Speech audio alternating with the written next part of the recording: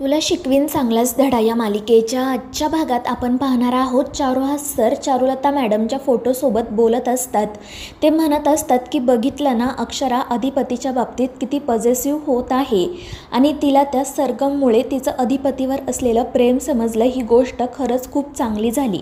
आणि दुसरी ही गोष्ट चांगली झाली की तिने त्या सरगमला घराबाहेर काढलं, कारण तिचं वागणं मलाही खटकत होतं. मात्र या सगळ्यामध्ये अधिपतीचं गाणं पुन्हा एकदा बंद झालं. आणि आता भुवनेश्वरी तुझं हे स्वप्न पूर्ण करू देईल की नाही तेही माहीत नाही, पण तू काळजी करू नको, मी नक्की प्रयत्न करेल.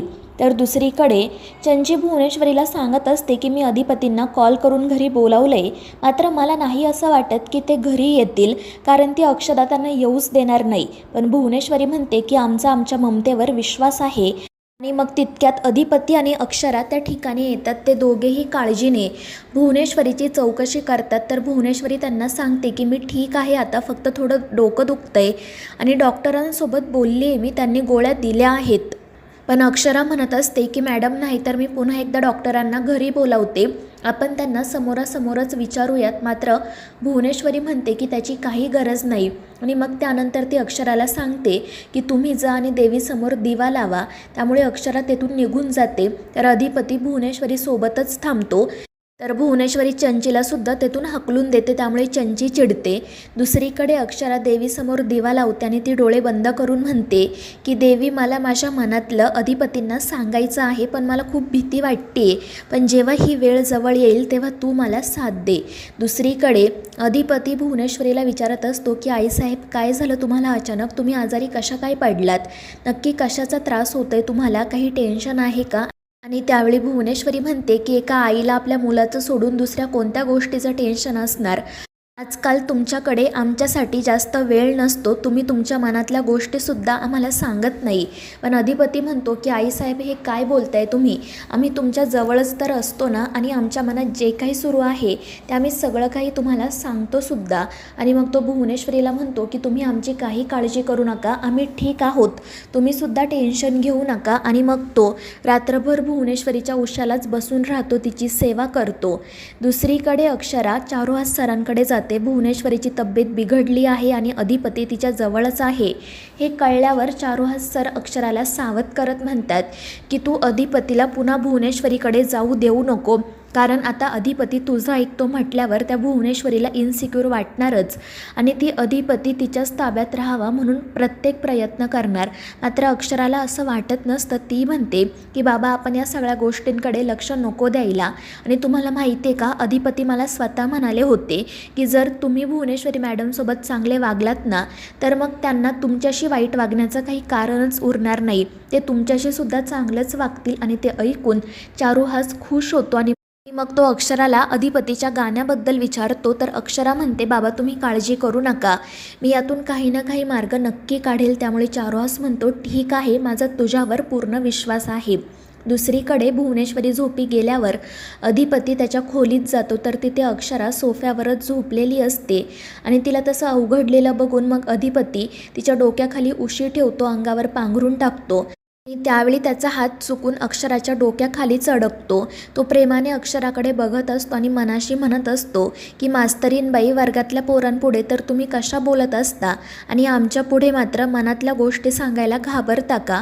पण ठीक आहे, अशी वाट बघणं आवडतं आम्हाला, पण आता तो दिवस लवकरात लवकर यावा ज्या दिवशी तुम्ही तुमचं प्रेम आमच्यासमोर व्यक्त कराल.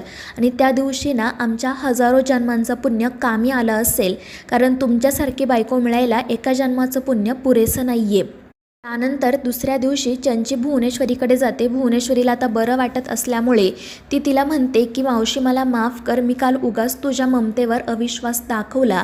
पण मग आता आपण पुढे काय करायचं? कारण काहीही करून आपल्याला त्या अक्षदाला अधिपतींपासून लांबच ठेवायला हवं. आणि त्यावर भुवनेश्वरी म्हणते की तू काळजी करू नको, काय करायचं हे आम्ही ठरवलंय. आणि मग ती सरळ सरगमला कॉल करते आणि तिला सांगते की आता पुन्हा घरी येण्याची वेळ झाली आहे. आणि ते ऐकून सरगम खुश होते आणि मग भुवनेश्वरी तिला तिचा प्लॅन सांगते. त्यामुळे सरगम आणि चंचीसुद्धा खुश होतात. दुसरीकडे जेव्हा अक्षराला जाग येते तेव्हा अंगावर पांघरून आणि डोक्याखाली उशी बघून तिला समजतं की हे सगळं अधिपतीनेच केलं असणार. त्यामुळे ती खुश होते आणि मनाशी म्हणते की अधिपती तुमचं माझ्यावर किती प्रेम आहे, पण आता माझी वेळ आहे माझं तुमच्यावर किती प्रेम आहे हे तुम्हाला सांगण्याची. त्यानंतर मग भुवनेश्वरी देवीचा आशीर्वाद घेत म्हणत असते की आजकाल खूप कमी गोष्टी आमच्या मनासारख्या घडतात, पण आता आम्ही जे काही ठरवले ते आमच्या मनाप्रमाणे घडू दे. आणि मग तितक्यात सरगम त्या ठिकाणी येते. तिला बघून भुवनेश्वरी खुश होते, मात्र तितक्यात अक्षरा त्या ठिकाणी येते आणि सरगमला बघून तिला धक्काच बसतो. दुसरीकडे अधिपती ओंकारसोबत फोनवर बोलत असतो. ओंकार त्याला सांगत असतो की आपल्याला महिला कामगारांचा पगार करायचा आहे, त्यामुळे तू कॅश घेऊन ये, कारण काही बायकांचे बँकमध्ये अकाउंट्स नाही आहेत. दुसरीकडे अक्षरा सरगमला बघून खूप चिडत्याने विचारते की तुम्ही परत इथे कशासाठी आला आहात, तुम्हाला एकदा सांगितलेलं कळत नाही का. मात्र सरगम काही उत्तरच देत नाही. आणि मग तितक्यात भुवनेश्वरी त्या ठिकाणी येते आणि ती अक्षरावरच ओरडत म्हणते की घरी आलेल्या पाहुण्यांसोबत कोण असं वागतं तुम्हाला काही कळतं की नाही. आणि मग त्यांचाच वाद सुरू होतो तर आजी लगेच अधिपतीकडे जातात. तर सरगम अक्षराला म्हणत असते की मी इथे गाणं शिकवण्यासाठीच आले आहे, पण अधिपतींना नाही. त्यामुळे अक्षरा आश्चर्याने विचारते की अधिपतींना नाही तर मग कोणाला. आणि तितक्यात चंची त्या ठिकाणी येत सांगते की मला. आणि ते ऐकून अक्षराला तर धक्काच बसतो. दुसरीकडे आजी अधिपतीला जाऊन सांगतात की पटकन खाली चल, तुझी बायको भांडण करत आहे, तिला थांबवायला हवं. आणि मग त्या लगेच पुन्हा खाली जातात. तर अधिपती काळजीत पडतो. दुसरीकडे चंचीला गाणं शिकायचं आहे म्हटल्यावर अक्षराला तर धक्काच बसतो. ती म्हणते की तुला कधीपासून गाणं आवडायला लागलं. आणि त्यावर चंची खोटंच तिला सांगते की मलासुद्धा गाणं आधीपासून आवडतं, मी सुद्धा गुणगुणायचे, मात्र मावशीला आवडत नसल्यामुळे मी गप्प बसले. पण जेव्हा अधिपतींनी गाणं शिकायला सुरुवात केली तेव्हा मी सुद्धा धाडस करून मावशीला विचारलं आणि मग मावशीने मलासुद्धा गाणं शिकायची परवानगी दिली.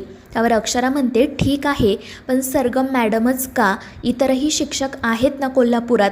मात्र भुवनेश्वरी म्हणते की आता हाच प्रश्न आम्ही तुम्हाला विचारतो की सरगम मॅडम का नकोत, त्यांच्यामध्ये काय प्रॉब्लेम आहे, तुमचं त्यांच्याशी का पटत नाही. तर मित्रांनो, या मालिकेच्या पुढील भागांच्या अपडेटसाठी आपल्या चॅनेलला सबस्क्राईब करा.